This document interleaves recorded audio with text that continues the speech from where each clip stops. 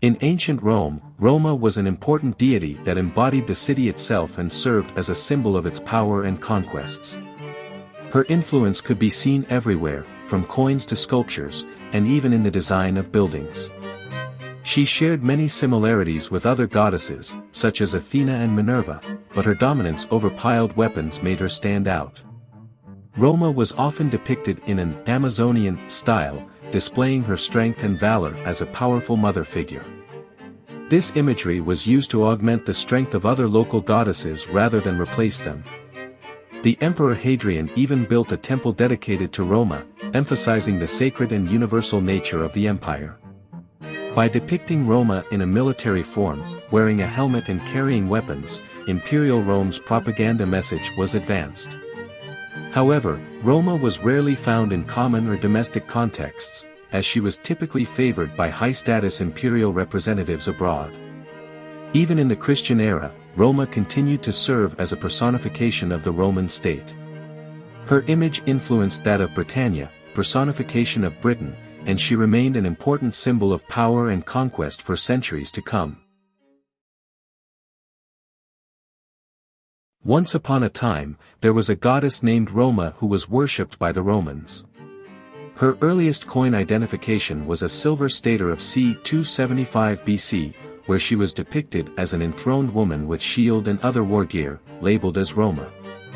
She had an Amazonian appearance reminiscent of the fierce, barbaric, bare-breasted Amazons who fought in the Trojan War alongside the Trojans, who were thought to be the ancestors of the Romans. During the late Republican and early Imperial era, Roman literature highlights Roma as one of the Roman people's several great mothers, alongside Venus and Cybele. While her Roman ancestry is possible, she is believed to be a Greek deity whose essential iconography and character were already established in Italy, Magna Graecia, and Rome.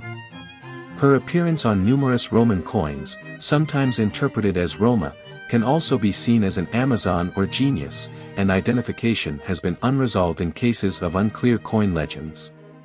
Despite the ambiguity surrounding her identity on some coins, on clear coin images such as the Roman denarius of 114/115, which depicts Roma with Romulus, Remus, and the she-wolf, it is evident that Roma has protected and nourished Rome since its very foundation.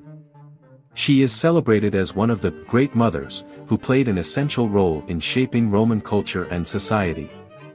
In conclusion, Roma's story is one of a powerful goddess who was worshipped by the Romans and recognized as one of the great mothers.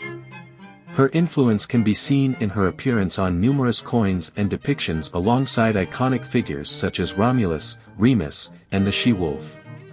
Despite some ambiguity surrounding her identity, her impact on Roman culture and society cannot be denied.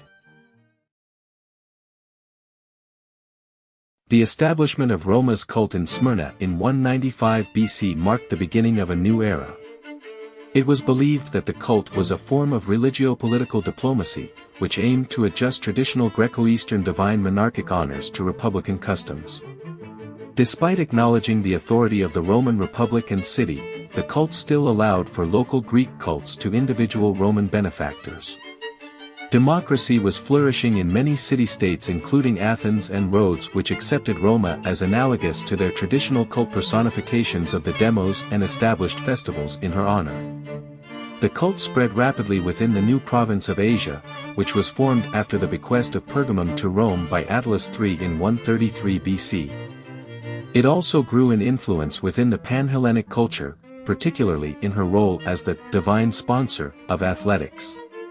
In her Eastern cult, Roma was often represented along with Zeus and Phidias, wearing a mural crown or Phrygian helmet. Despite there being fewer temples, her cult appealed for alliances and protection. Interestingly, her image on Greek coinage was less fierce, with a single bare breast symbolizing her ferocious nurturing virtues. Poet Melino celebrated her fierce commitment to her offspring and protégés in a surviving panegyric composed in 5 sapphic stanzas.